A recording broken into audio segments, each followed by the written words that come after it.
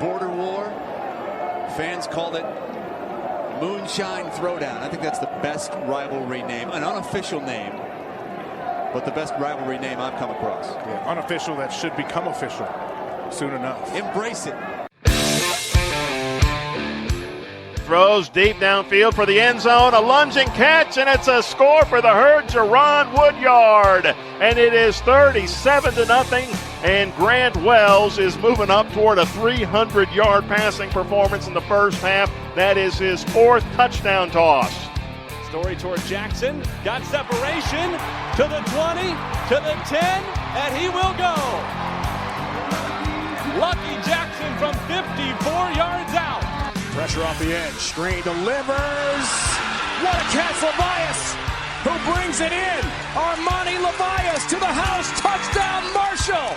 This will be from 52 yards. From the far hash mark. John Haggerty, the punter, will hold. Jared Nash will snap it. It's definitely long enough. It is good! Unbelievable. The true freshman, Corey Munson, hammers it home from 52 yards. Welcome back to the Moonshine Throwdown podcast. I got Trace with me here. We're going to recap Marshall's trip down to Ruston, Louisiana, taking on Louisiana Tech Bulldogs in a matchup that was billed to be the battle of the two better teams in the conference. An East leader and a West leader, both favorites to win their division. And man, just like last year, Louisiana Tech came to Huntington during 75 week and took a big L, 31-10. This one was kind of more of the same, but in a completely different fashion, it seemed like. Marshall just outright controlled that game from the get-go. And, aside from a few times where the Marshall offense just kind of sputtered and gave Louisiana Tech a couple of extra opportunities, and we thought, man, they're just kind of letting them hang around for a minute. It was really not in question at all. This was another dominating performance by the Herd, another stellar outing by this defense, which we will talk into some particulars about that in a moment. Offensively, Grant Wells had a burst out day, a little bit more like we see in the Eastern Kentucky opener, where he's kind of taken a couple of weeks off, from putting up eye-popping throws and stuff. Like, he just didn't have to do it. But he put up some killer throws in this game. Brendan Knox, workhorse day, career high in carries, which was surprising because really Marshall didn't need it. You would think in other games that, like Appalachian State, for example, where you would think he would see more of that 30-plus carry effort. We didn't see it. So I don't know what that was all about, but, hey, it worked, right? So at the end of the day, Marshall gets a 35-17 win, remains unbeaten.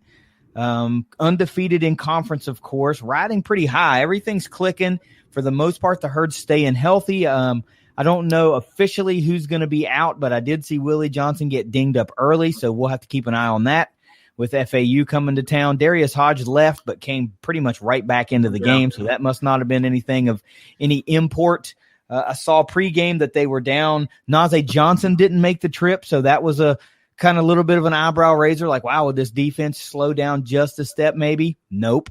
They were down a couple of tight ends was the Herd. Devin Miller didn't make the trip. Garrett Morrell was out.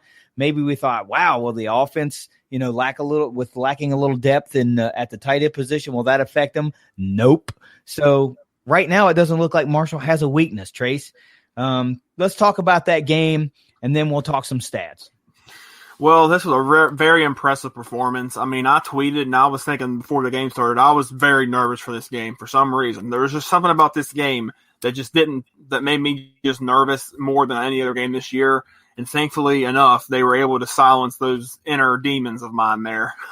It was a very, very impressive performance.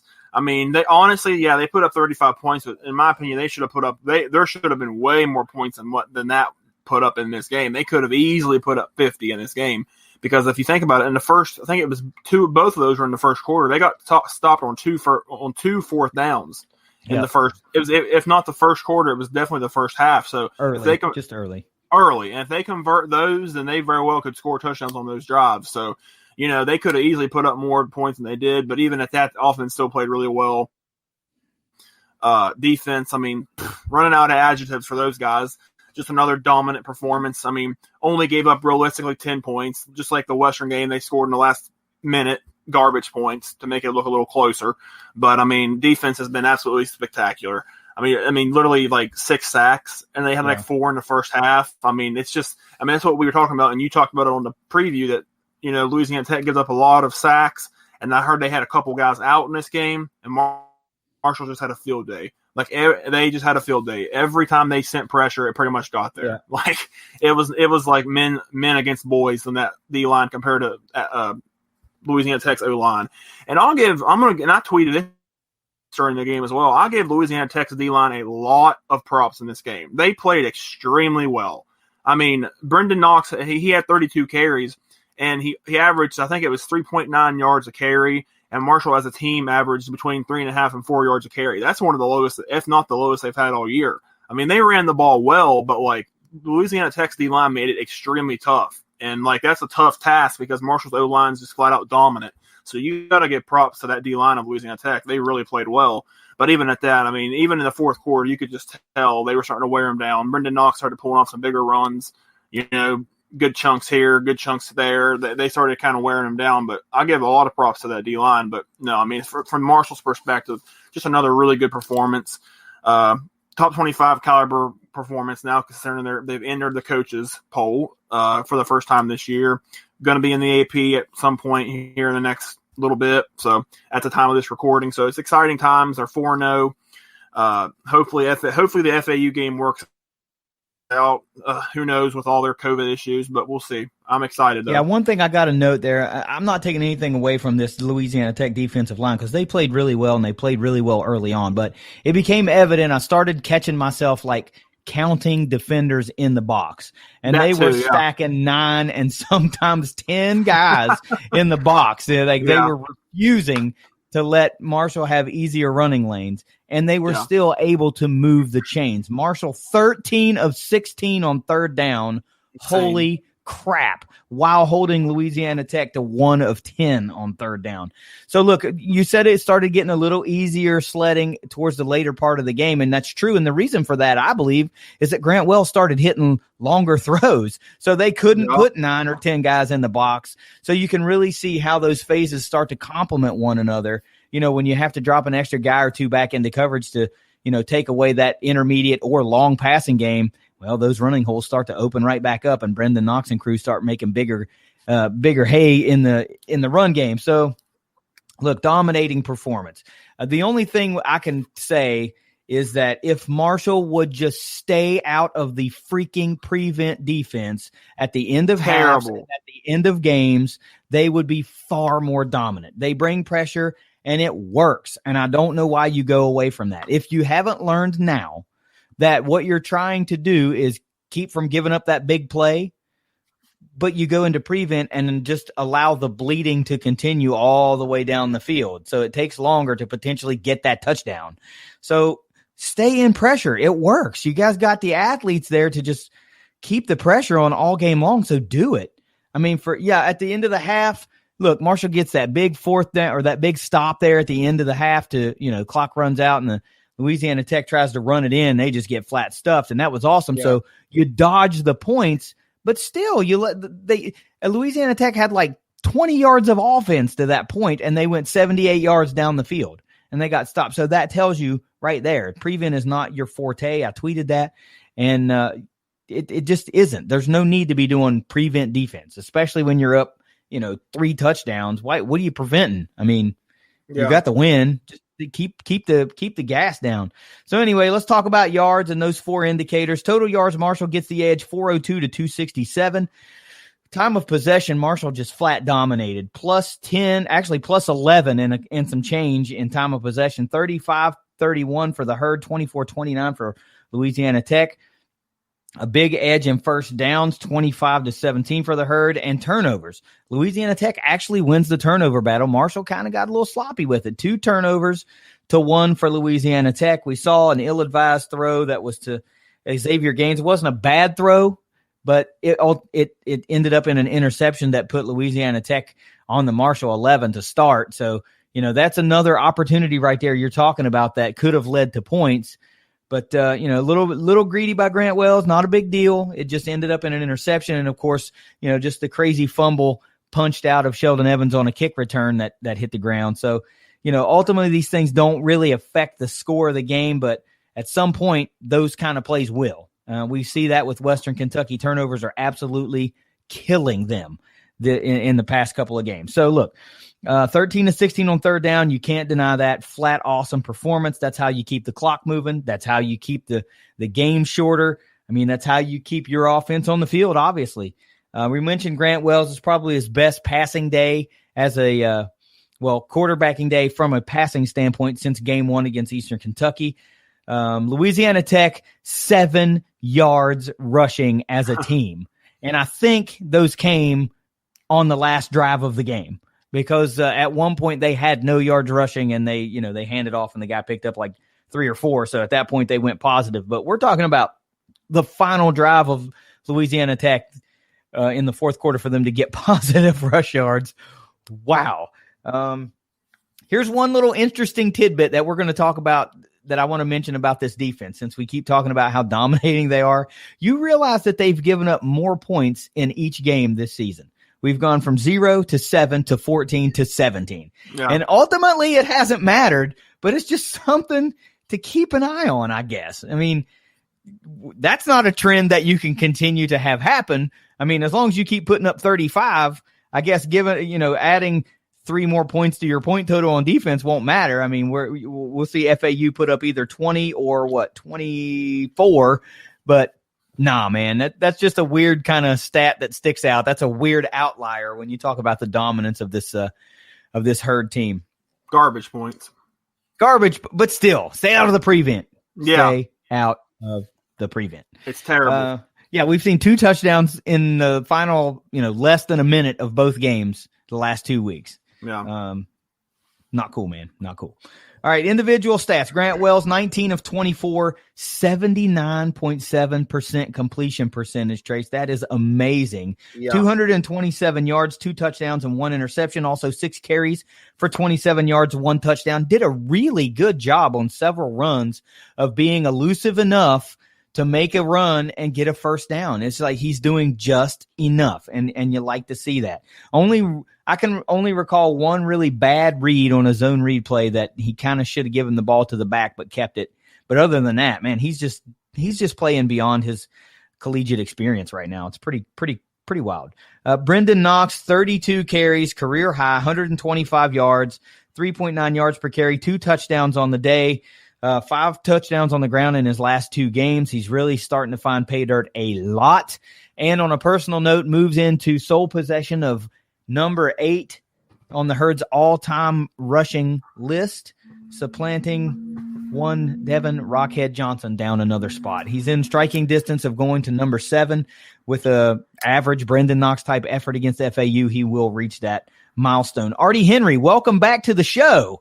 3 catches, 72 yards, 1 touchdown. Artie Henry is your leader in yardage for the Herd. Beautiful reception for touchdown in the middle of the end zone. Just a dime by Grant Wells. Corey Gamage, welcome to the show. 5 catches, the leader for the Herd in receptions in the game, 65 yards and another beautiful touchdown. Corey Gamage, a couple of awesome blocks on some run plays that are making their circles around social media. If you haven't seen that one on the Knox run, the longer Knox run, go find that snippet and watch the block that Corey Gamage puts on the guy at the top of the screen in that play. He puts dude on the ground and holds dude on the ground for the entire play. It's pretty awesome. And Brock Thompson, 2 catches for 30 yards. All in all, the Herd had 8 receivers or backs with a catch. So Grant Wells still doing a great job of spreading it around. Trace, what do you like about this offense right now? It just doesn't seem to slow down. I like a lot about this offense right now, and it's not even necessarily how explosive they are. I think what impresses me the most about this offense so far is how methodical the offense is. And like they're just able, because they have such a great offensive line and great running game, they're able to just almost slow the game down. And in some cases, in normal circumstances, that would be bad sometimes, but in this case it isn't a bad thing because they're able to string together long drives. Like they don't go real fast as far as tempo. but they'll string together long drives. They'll pick up first downs. And then they'll have like a 6-7 minute touchdown drive, like in the midst of it. Like, I'm really impressed by that because that shortens the game and that keeps the defense off the field and that keeps the other team's offense off the field. It's just really impressive how they do that.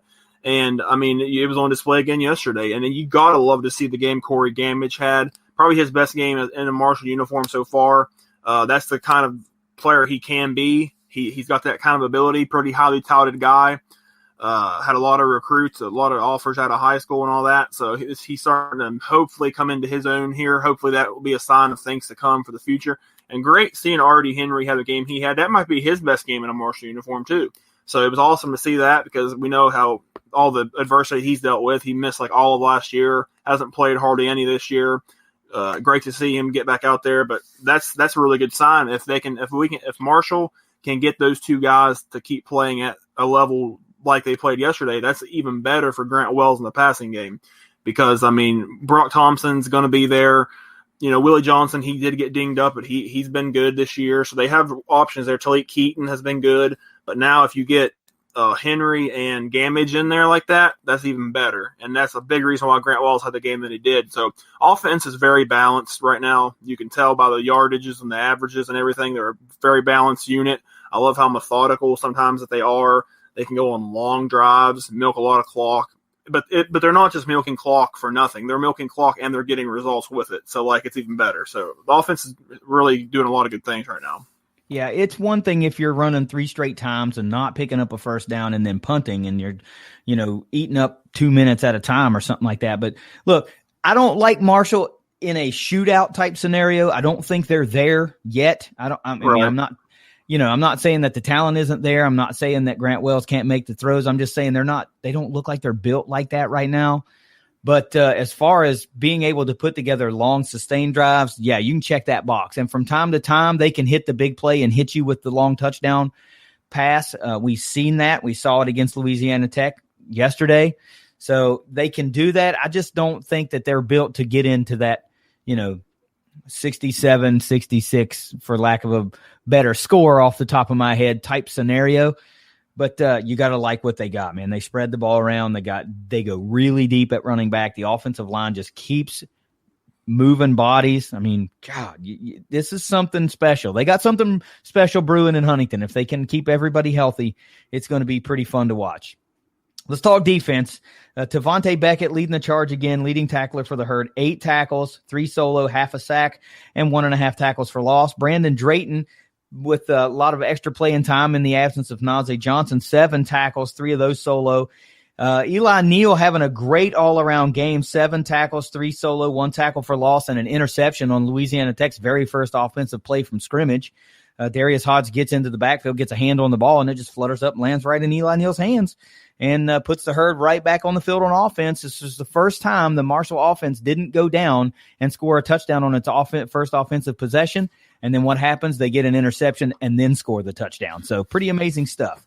Darius Hodge, great game all around as well. 4 total tackles, 3 solo, 1.5 sacks, 1.5 tackles for loss, and the aforementioned quarterback hurry. Stephen Gilmore, 4 tackles, also 1 solo, also got a sack, 1 tackle for loss, and a pass defended. All in all, the Herd total 6 total sacks, 9 total tackles for loss. They were flying all around, and then when they did not stay in prevent, they shut Louisiana Tech down. Absolutely shut them down. What do you got about this defense? I mean, it's rinse and repeat right now for the Herd, right? Rinse and repeat, yeah, and that's a good trend to be in. Now, if it was 2012, rinse and repeat wouldn't be a good thing for the defense. But in 2020, it's a great thing for this defense. Rinse and repeat. I mean, you gotta just be so impressed with the team speed that Marshall has defensively. I mean, everybody on that defense can just flat fly.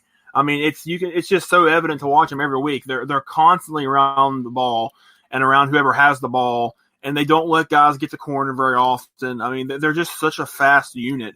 And the front 7, like I said before, I had a lot of question marks. Well, I had a few question marks regarding the front 7 this year because they lost quite a few impactful players from last year. But man, oh man, this front 7 is legit. I mean, holding everybody to pretty much no rushing yards or very few rushing yards. I mean, a net of 7 yards rushing, that's pretty insane. And, I mean, all the sacks they got, I mean, just huge stuff. 6 sacks, and most of those came in the first half. Like, they were just eating them up right from the get-go. And, I mean, you got to love to see it. I mean, the only thing that I would say that the Marshall's defense needs to work on is sometimes they have some egregious pass interference calls, and they're warranted because sometimes they're just in bad position. But for the most part, though, I've been really happy with the secondary. I mean, okay, like, yeah, they have some pass interferences, but it's not like they've been getting burned by anybody. So, I mean, the whole defense has been a complete team effort, really good so far. But that's the only really complaint I can give the defense so far. But, yeah, just more of the same. Just awesome, awesome stuff. And Steve Cotton tweeted out some very interesting stats regarding the defense and the whole team. I'll try to remember some of those as this episode progresses. But yeah, it's just another awesome effort. I mean, you talked about how they're swarming and everything. I mean, the mascot name for this team is so fitting right now for the defense. They are literally a thundering herd. Wherever the ball goes, there's got to be footsteps just enclosing upon whoever just received the ball. So you just can't say enough good things about them. They go really deep at a lot of positions. They're just a lot of fun to watch. Special teams wise, I didn't write down the stats for the punt returns and things like that. Again, really close to breaking those loose. I guess the best stat of the day is that Robert Lefevre only had 1 punt all day long, and it went 46 yards. So anytime you can punt once or not at all, which he's also done this season, you're doing something right. So another solid effort for the special teams, with the exception of the fumble on the kick return. But, hey, that was just a good play by the defender. We've seen a lot of peanut punches this year. And some have gone for the herd. We actually saw another one for the herd on a scramble by the quarterback. Yes. The linebacker punched the ball out, and to keep them from picking up a first down, it went out of bounds. So another big play. Yep. Saved a first down. Yeah, saved the first down. So let's move right along to grades, Trace. 35-17 in, I think we can safely say, another Marshall's most complete game again, because this is probably, outside of Appalachian State, the best competition they've faced to this point. And they've had they had to go on the road to do it, first time in Ruston ever. So I'm going to say this is their most complete game. Even though, Appalachian State was a ranked win at home, they were still at home, and they have everything that goes along with playing in the Jones. So let's talk some grades. Quarterback, Grant Wells, great day, 227 through the air, 1 touch or 2 touches, and did have a pick and another touchdown on the ground. What do you got for Grant? Yeah, I have A- for Grant Wells this week. I almost feel bad giving it the minus, but then I wasn't a big fan of that interception at that point in the third quarter, because they had just gotten the ball in excellent field position. Looked like they were about to punch it in, and then he threw the ball. At that point I said, you should probably just throw that ball away, because it was too tough of a throw rolling out to the right. But other than that, though, he was really good in this game. I mean, like you said, the completion percentage 79%, really. 19 to 24. What more could you want besides 24-24? Yeah. I mean, it doesn't get much better than that. I mean, 19 to 24, 227, 2 touchdowns, 2 really nice long touchdown throws, especially the one to Artie Henry was really good. The 1 interception, like I said, the only thing he did wrong the whole game. 86.9 QBR, that's extremely high. I mean, that's like Eastern Kentucky level QBR there. I'd have to look back and see if I can actually find that. But that was really impressive. His QBR against Eastern Kentucky was 89.4, so that's almost the same level. Really good stuff. He was very like he's been all year. He was poised. He played in control. He ran the ball pretty well with his feet. He's capable of doing all that. He's beyond his years in terms of his maturity as a quarterback to be a redshirt freshman. I mean, nothing really rattles him, and whenever he makes a mistake, he always just bounces right back from it. You got to love to see that out of a freshman especially. So really good game for Grant Wells. I'm going to give him an A-. Yeah, in those 5 incompletions, how many of those, I wasn't paying that close of attention. I don't go back and break down the daggone game film or anything like that, but 5 incompletions, we know one of those was an interception, so that leaves 4 incompletions. How many of those were just throwaway? Okay, 1 or 2 drops, so then maybe you've got 1 or 2 that were a throwaway for, just get rid of the ball, or he missed a throw. So really, you're talking about a kid who missed maybe 2 throws at most. Yeah. one, maybe two throws. I mean, he's just playing really, really well. He's got a really good knack of putting the ball right on target or where only his guy's going to make a play on it. So, man, they're just in for a long stretch of wins in Huntington with this kid at the helm. Offensively as a whole, look, 35 points against a really good defense that Marshall just seemed to have the recipe for towards the latter 2/3 of the game. I don't know what else you want to say. Brendan Knox, 2 more on the ground. Henry and Gamage come back into the forefront with a couple of long touchdown catches. It's just good to see. So what do you got for the offense? Yeah, I have an A for the offense this week. A really good day. I mean, 35 points, and it really easily could have been more than that. It probably could, really honestly should have been probably in the 50s. But, I mean, still at 35 points, you're going to win most games, especially with the defense they have. 35 points, 402 total yards. That's solid. 227 passing, 175 rushing. And then the unbelievably unfathomable 13 of 16 on third down. That right there is unbelievable. And Steve Cotton tweeted that that's the second highest third down percentage they've ever had in program history, behind, I don't remember when it was. I think it was sometime maybe like the 1970s, right? 1977, yeah. I think I was against Phil Simms and Moorhead State. How about that? Yeah, against old Moorhead. But yeah, I mean, what a day and that's a direct indictment, or not indictment, but a direct reflection of Grant Wells as a quarterback, that he's able to get that many conversions, and most of them with his arm, or at least a lot of them with his arm. That shows really great stuff on his part too. So that's unbelievable. 13 of 16. They did have the one turnover on the interception, but they were approximately plus 11 in time of possession. They're really doing a great job with time of possession. They were about plus 10 the last game, and that's the sign right there what I was talking about earlier. They're able to string together long drives, methodical drives, just wearing down the defense, running the ball right down their throats. They're able to do that, and that's great for time of possession purposes. So offense was really good in this game. Only complaint I have is the interception and the fact that really they probably should have put more points on the board, but they did get stopped on 2 fourth downs early. But, I mean, other than that, though, really good day. So I'm going to just say A overall. Yeah, I want to go back and touch on one thing about when Marshall was down and they got a 1st and goal inside the 1 or inside the 2, and everybody and their brother knew it was going to be Brendan Knox time. And I just got to give one more shout out to that defensive line for Louisiana Tech, because they shut him down on 2 straight plays. Nobody does that. Nobody has been able to really do that. Brendan Knox just doesn't go down on the first hit. You've got to gang tackle the guy, and somehow they managed to get good enough licks on him to keep him out of the end zone on a 1st and goal and 2nd and goal. So, if you're La Tech, you've really got something that you can build with here. It's highly unlikely that you're going to face another team that's built like Marshall is. I mean, UAB is pretty close to that, I guess. We saw with what they did to Western Kentucky and how they were able to effectively run the ball and stuff like that. But still, I don't think UAB is quite to this level. So how about this defense for the Herd? Hold them to 267 total yards. A lot of those came in garbage time or in the prevent defenses, because they gave up an 86-yard drive or something like that and a 70-some-yard drive. So that's 150 yards out of 267. So you might as well say somewhere around 120 yards came from the other 55 minutes of the game. I mean, absolutely, utterly dominating. 6 sacks. A lot of different guys got to the quarterback. The Herd even had a series there where they got back-to-back sacks, so they were eating. What do you got for this defense? Well, it's wash, rinse, repeat again. I have an A+ for this defense. I mean, just like I said, you're running out of things to say about them. They're that great so far.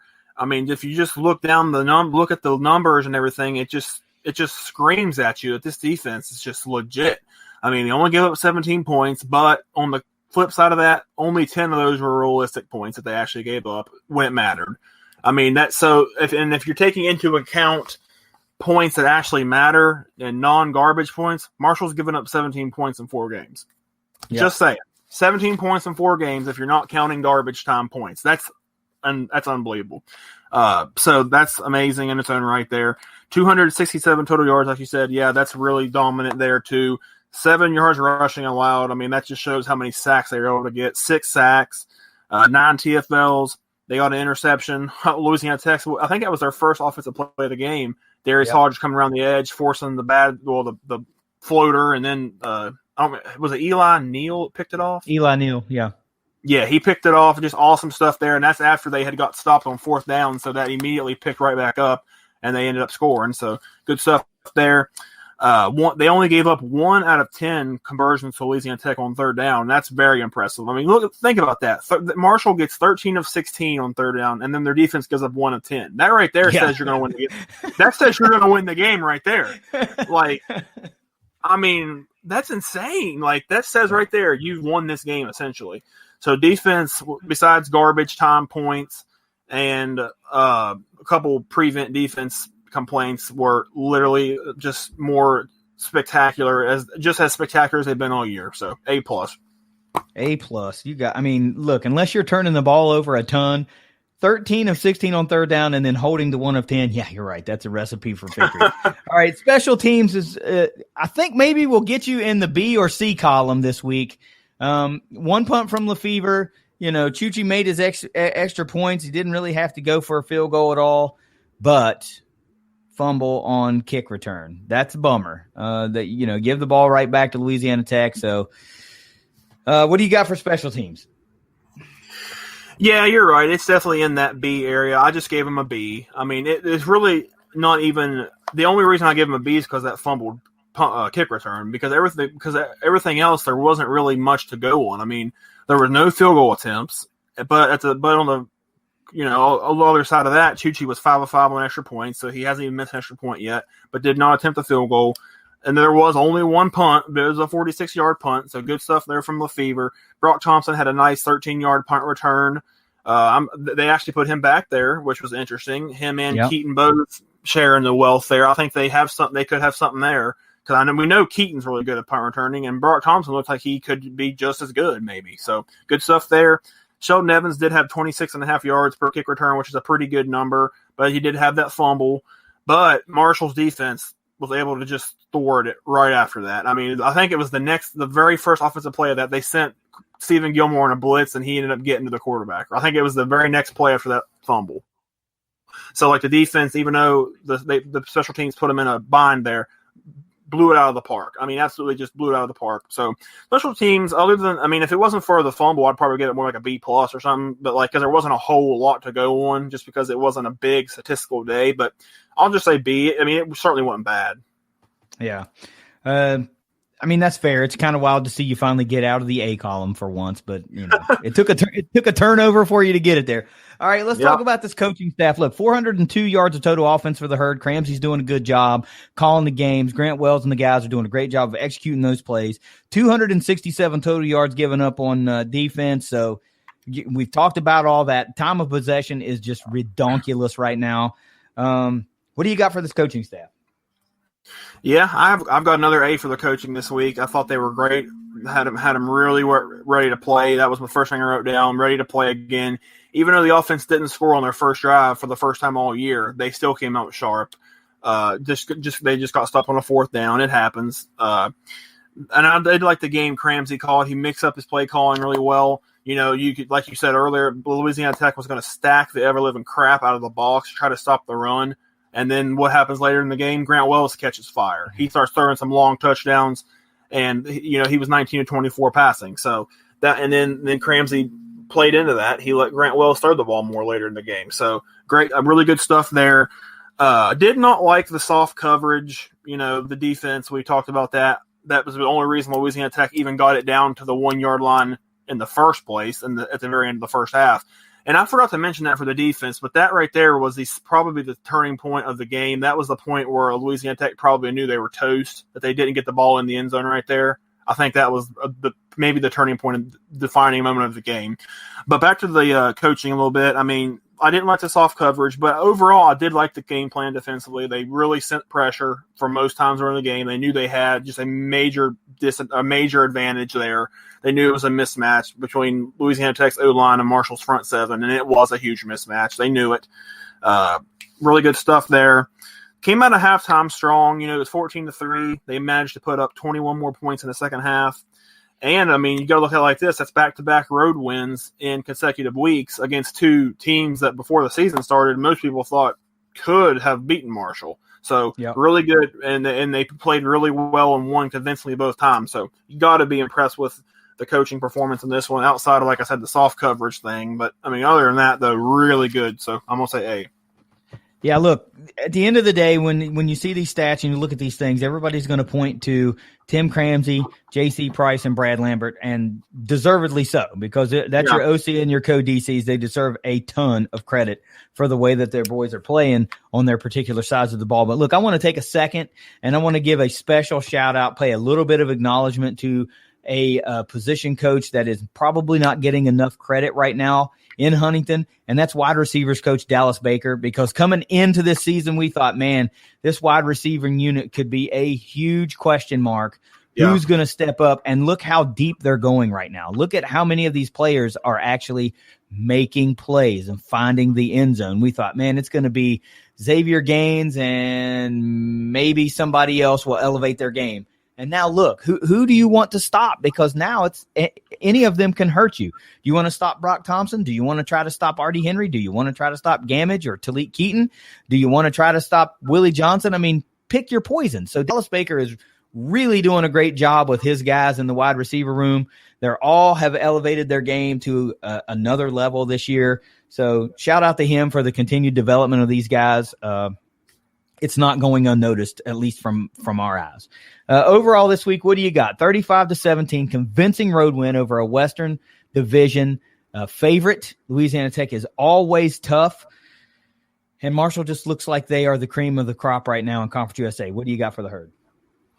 Yeah, I have an A overall. I mean, I don't see how you can give it anything else. I mean, Louisiana Tech, a 3-1 team, and like we said, there's a reason Marshall was favored as much as they were favored, but Louisiana Tech at the end of the day was still a 3-1 team, and they're always a competitive West Division contender. It always plays well at home. I think they said Marshall actually broke their 8-game home winning streak they had going on. Yep. So that's really good. I mean, and it wasn't even like a close game. I mean, Marshall just ended up dominating the game.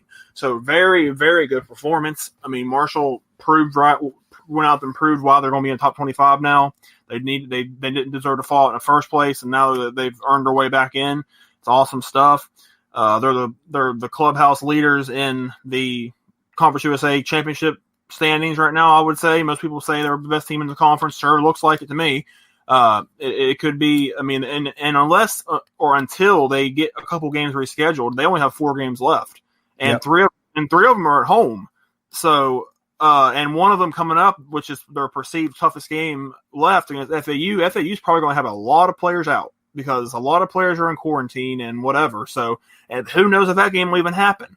I mean, we don't know. So, like, Marshall really has a chance here to go on a run. So we'll see. But I mean, this was a very impressive win. So got to go A overall. Yeah, not that they need any help or they need any excuses. Marshall's just good. I mean, they just flat out are. So FAU's coming to town. You mentioned it. It'll be homecoming in Huntington if that game happens to remain on the schedule. FAU cannot get their COVID under control. They just keep losing player after player. I think, what was it, like 18 guys this past week? Yeah, that's bad. You know, they've played one game this season. I mean, God, I don't know what's going on down there in Boca, but they just can't. You know, you can tell who's focused on winning and who's kind of like not. Because Marshall's doing everything they can to keep everybody safe and the environment's controlled, and you see that not a positive, since the season has started and everybody is bought into the fact that they could win a championship. There are people now talking about Marshall being the G5 rep, in the New Year's Six, and I know that would take a lot of help because Cincinnati is killing it right now. What do you got? Is that the AP? Man, I've been refreshing that page and I don't have it yet. I mean, what the? AP all right. Poll 20. So let me let Trace break in here on my spiel here. Trace, break the news. The AP poll is out. The Herd is 25 in the coaches poll. Where are they at in the AP poll, Trace? In the AP poll, Marshall checks in at number 22 in the AP poll, only 7 votes behind Minnesota, who's number 21.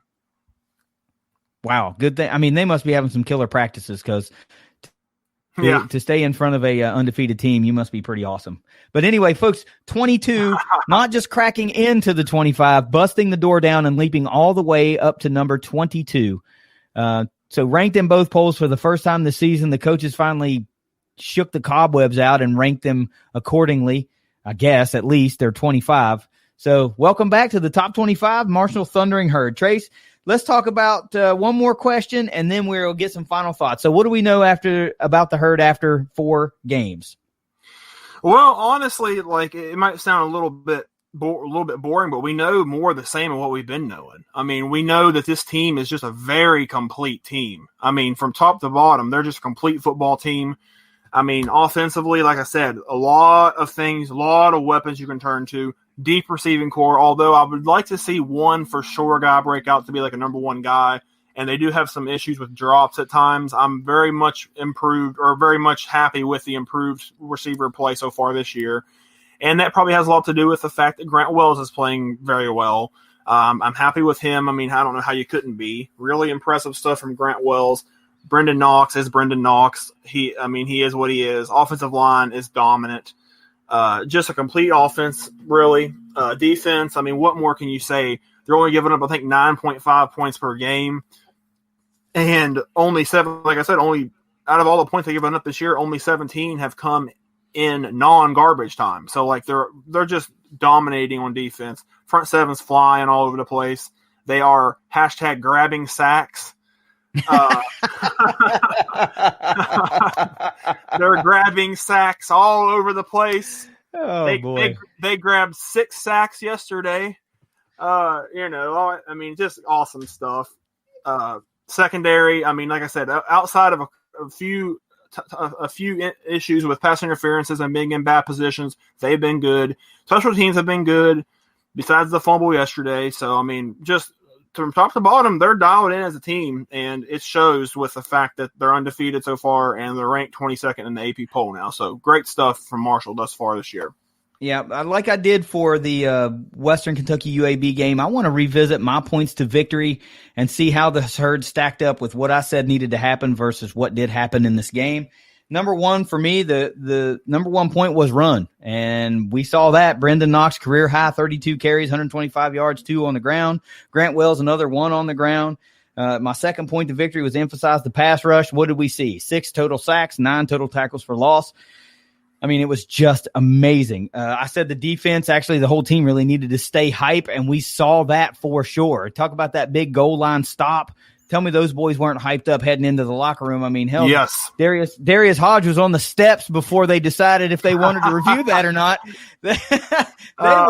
They knew they did their job, and they were ready to get into the locker room. And the last point of victory for me was finish every snap. And that just actually points to the fact that they need to stay out of prevent. When they are able to finish every snap, they are uber successful. The prevent defense is killing Marshall's stats, I guess, if you're into that sort of thing, but it's just allowing teams to move the ball. Stay out of that crap. All right, we got FAU coming for homecoming. Ought to be a good one in Huntington if the Owls can field a competitive team and they can get healthy enough to play. So let's get some final thoughts in here, Trace, and then we'll get out of here. What do you got? I just got a lot of excitement right now. I mean, you got to be super pumped over Marshall so far this year. I mean, I'll be the first to admit I did not quite see this start coming. I didn't. I said that they would be good, but I thought that it would just be more of the same over the last 2 or 3 years where they were just pretty good and nothing more than that. But so far they've been, what would you say, close to great so far? I mean, it's been at least – go ahead. I would say they're flirting with greatness. That's what I'll say. Yeah, it's been at least very good. I mean, it's been extremely impressive so far. I think this has been looking like, barring anything crazy, will be the best team Marshall's had since 2014. It depends on how the season goes from here to see whether they eclipse that team or not. They certainly aren't. I mean, offensively, they're not as explosive as 2014, but defensively, I think they're better than 2014. I mean, the 2014 defense was really good. It's just they had that one game where they kind of lost focus there a bit. So this defense has been extremely good offensively. And just, I mean, me saying that their offense isn't maybe not as good as 2014 isn't an indictment on this offense. This is still a very solid, very good offense so far. It's just 2014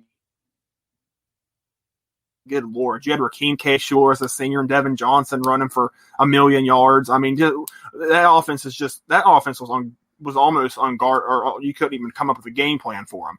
So, I mean, that was awesome stuff. But, I mean, this 2020 Herd team, though, could give 2014 a run for their money if they can just keep playing like they're playing. I mean, they had a little bit more adversity yesterday than they had in recent weeks. You know, they played a little sloppier at times. That's going to happen.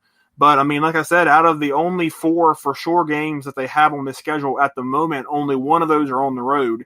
And it's against FIU, who has not been playing very well so far. So if Marshall can just take care of their home games, they only have one road game left, barring any rescheduling of East Carolina or whatever we might see. But you got to be extremely pumped right now if you're a Marshall fan. I mean, the fact that they're back into a top 25 caliber team and being that nationally thought of, it's exciting. Very exciting.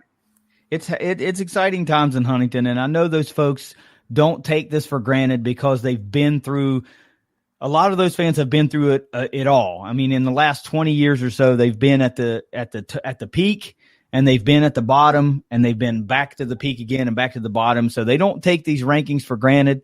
They know it's hard to get there, but at the same time, they're just they expect it. They expect it to be that way year in and year out. And there's nothing wrong with that, to be honest with you. We've said that for years and years and years. Your expectations should be high and remain high. And, you know, a top 25 ranking should be what you want. Championship should be what you want, nothing less. You keep talking about that 2014 team, and that will be the watermark in the Doc Holliday era for teams until they are dethroned. But I just want to throw out a few, you know, gaudy stats from that team, individual stats. Rakeem Cato passed for nearly 4,000 yards that season, 3,903. He had 40 touchdowns versus only 13 interceptions. Devin Johnson ran for 1,767 yards and 17 touchdowns. 17 touchdowns on the ground. Also caught 2 more through the air. Defensively, I mean, you had 2 guys with over 100 tackles. Neville Hewitt plays for the Jets, had 123 tackles. Jermaine Holmes had 104 total tackles. Taj Letman from a safety spot had 94 tackles. I mean, these guys put up gaudy stats. If you want to just go back and look how good that Marshall team was, go back and look at some of those stats. It'll blow you away. And, you know, in a shortened season, there's no way that, you know, you're going to have multiple 100-yard tacklers and things like that. But on a game-for-game basis, this is pretty amazing stuff to watch. I mean, Marshall really looks like they're right at that level at 2014. And, of course, that was the last time that they won a Conference USA title, the last time that they made a trip to the Conference USA title game. So the comparisons are pretty linear there for the Herd as far as expectations this year and what happened in 2014. But, look, one game at a time seems to be the recipe for this Herd team right now. They are not looking ahead to anybody. And we see that. They take it week by week, snap by snap, and series by series, and they come out and just play. And at the end of the day, they're ahead at the end of the when the clock strikes 0.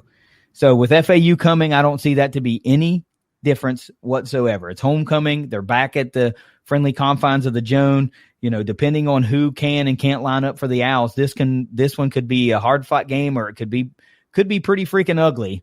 But anyway you slice it, the Herd's 4-0, number 22 in the country in the AP, number 25 in the coaches poll. They're starting to get a little bit of respect, and they've been earning it. People have just been schlepping them aside because the teams that haven't even played yet. But all that is over now. You can't deny the fact that they just keep winning. So Trace, let's get the heck out of here this week. You can take us out and I'll finish it off, and we'll come back with an FAU preview in a couple of days. Go Herds, number 22. Go Tops. It's the Moonshine Throwdown podcast. Later.